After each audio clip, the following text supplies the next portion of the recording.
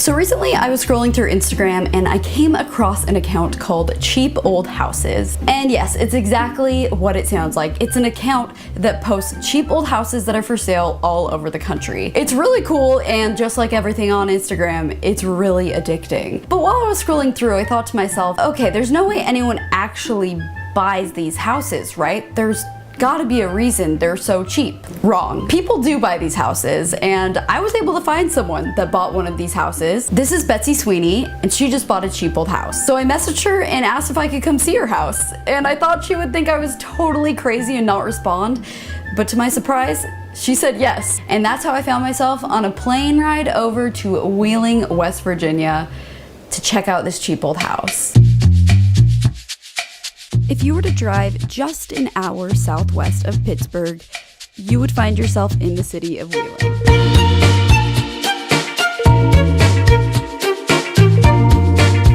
Hi, I'm Betsy Sweeney, and I bought a house for $18,500 in Wheeling, West Virginia. Here it is, folks, the $18,000 house. For that price tag, Betsy got a 4,000 square foot Victorian style home that features 4 bedrooms, a tiny house, and a very spacious lot. But before we head inside, let's talk about why it's so cheap. The city of Wheeling was established in the early 1800s, and it was quickly considered the gateway to the West. With it being situated on the Ohio River, steamboats made it extremely accessible to import and export goods. It really began expanding though in the industrial era, and factories started popping up for everything from glass production to steel, iron, nails, even these pretty tin ceilings that you see. Wheeling was the biggest producer for those. People were becoming really wealthy from it, and as a result, grand buildings were constructed all around the town. It was very trendy then to show off your wealth with a big building. Eventually that gold rush came to an end and the Great Depression hit. With that, jobs started going overseas and these factories became obsolete. The population has been in decline ever since. Therefore, we have this cute little city with many beautiful buildings that are extremely cheap and vacant. Like many industrial cities, Wheeling has never fully recovered from that downturn, but now with such a rich architectural heritage and cheap cost of living, this younger generation of people like Betsy are moving to Wheeling and working to revive the community. So if you enjoy this video, be sure to subscribe to my channel, and also please give it a thumbs up. It really helps the video's performance with YouTube, and maybe share it with a friend. So let's go check out her house.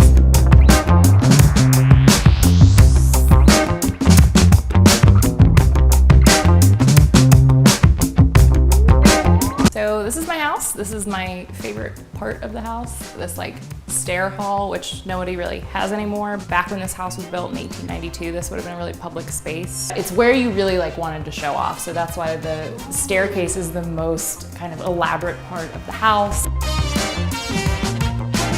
And then I love this fireplace. This is one of the reasons I bought the house. I own rescue dogs. I've researched dogs in my professional career. And so seeing this tile vignette was really special and really sold me on it. So how much cash did you end up putting down? I put $18,500 down in cash. Okay. And then my third-party loan of $25,000 was my down payment for my construction loan. My renovation costs are expected to clock in right around $125,000. I would say that's pretty in line with what you can expect with a house of this scale in Wheeling. Betsy will be serving as her own contractor, designer, and doing a lot of the heavy lifting herself. The city of Wheeling also gives a 20% tax credit for restoring an old home, so she's taking advantage of that as well. But this will be the living room. It's actually kind of interesting when I think about the faraway goal of decorating. It's not actually a huge room. As massive as the house is, I'm not putting a huge sectional in here. It's kind of hard to furnish, so I don't know what I'm gonna do. I think maybe just like a cozy sofa here. I see a huge Christmas tree here at the holidays.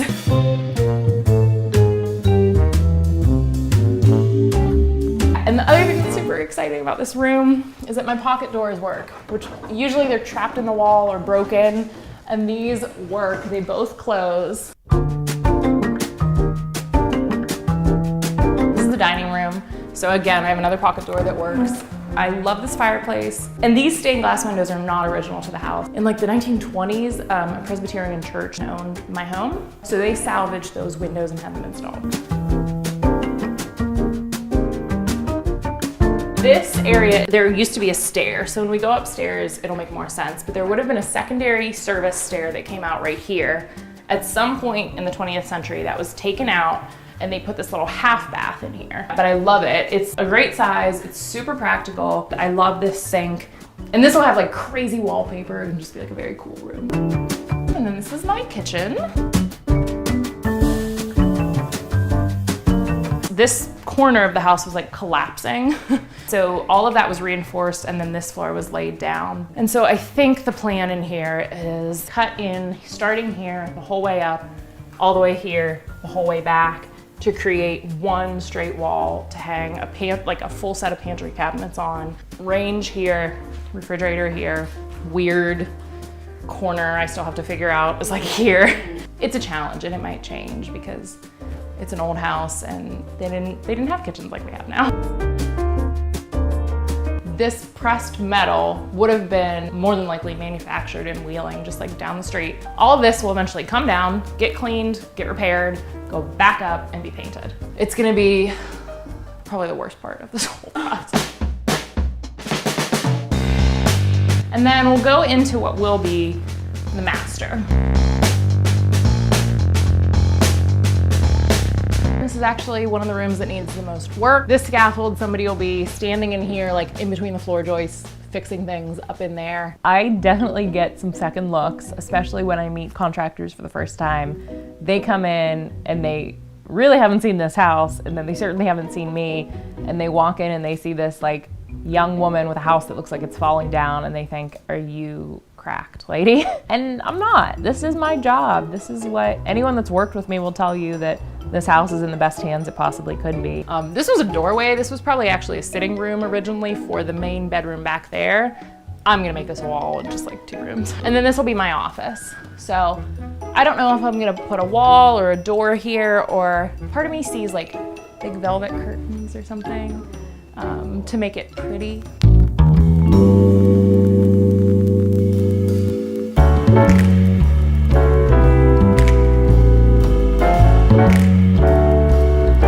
That's part of my fireplace from my bedroom.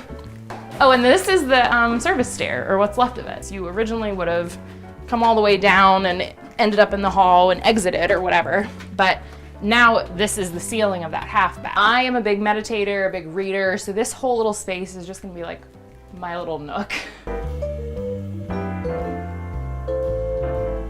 I'm weirdly into this room too, even though it is just a guest bedroom, and honestly, probably shouldn't be as big of a priority as it is for me, but I think it's a really pretty room. It's a large room, and it looks out into the backyard, which I really like.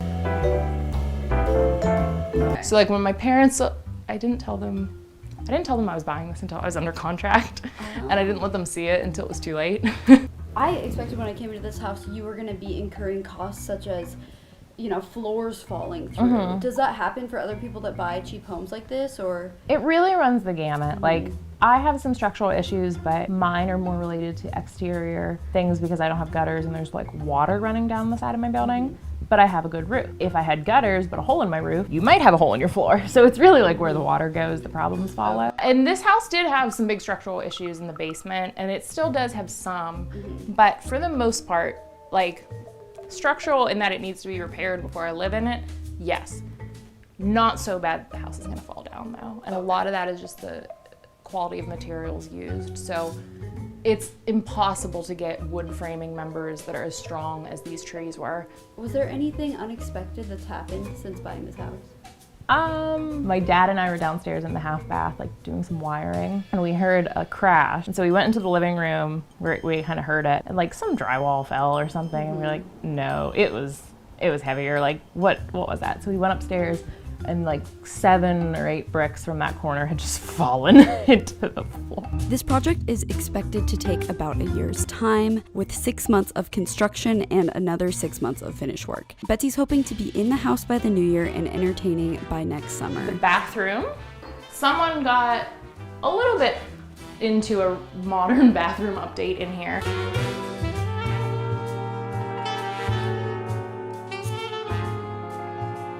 This will be a big walk-in shower. This is all original. So this will just get stripped and painted. This will be white tile, white hex on the ground, probably some cabinetry or something to like hold towels and stuff. But this is one of the closer rooms to being finished. This is fitted for a washer dryer, cabinetry above, a closet here, maybe a mirror there, and then there's gonna be another closet here because it's already naturally cut in because again, this is where they borrowed for the bathroom. Shoe closet in here, and this will function like a master closet laundry room.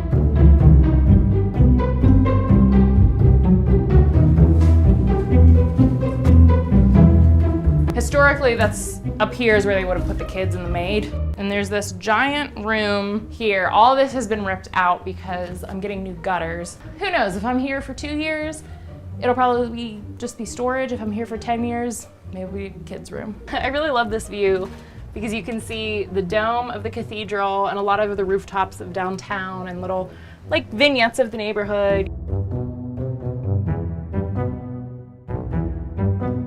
This is where all the different roof lines of the house kind of meet.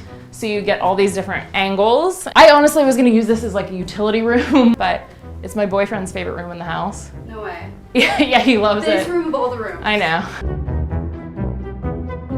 And there's a ton of wallpaper up here too. Oh my god. I was noticing. I think this probably would have been a maid's room. I totally see 2 twin beds here. I just really like this little room for some reason. So that's the house? That's the house.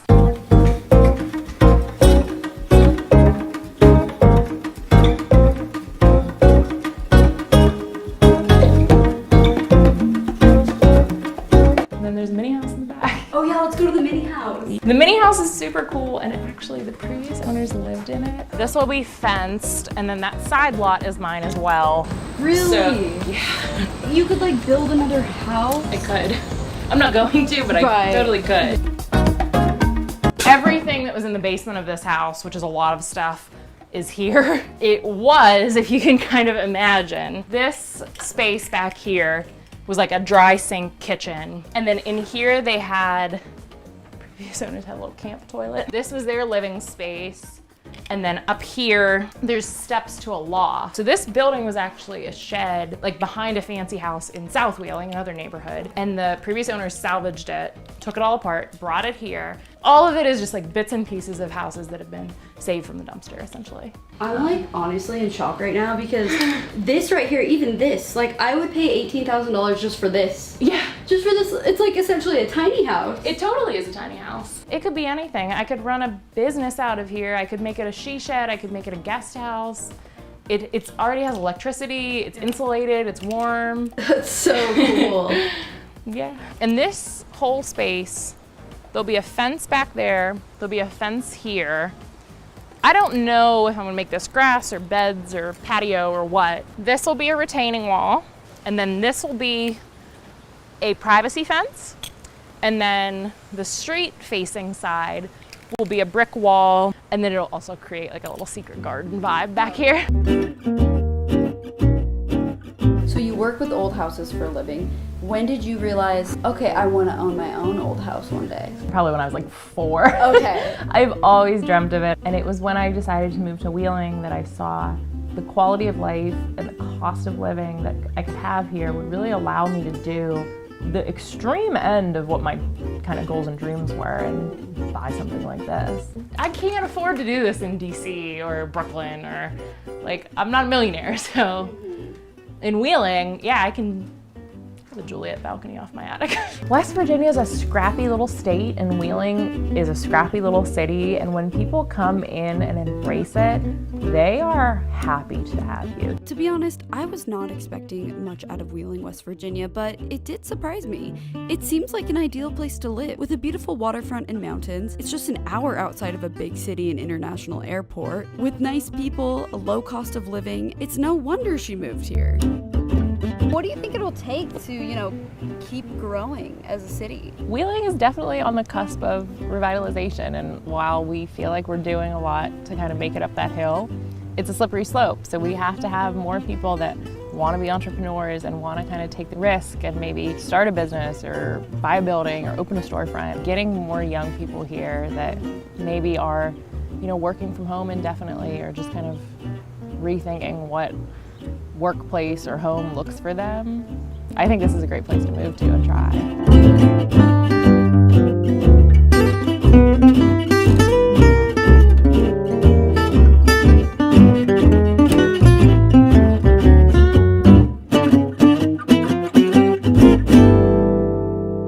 Thank you guys for watching this video. I truly hope you enjoyed. Like I said, if this is content that you like, give it a thumbs up, subscribe, and share it with a friend. And I'll see you guys next time. Bye. Welcome to my latest life crisis. I know your first question is why? Why did you buy this?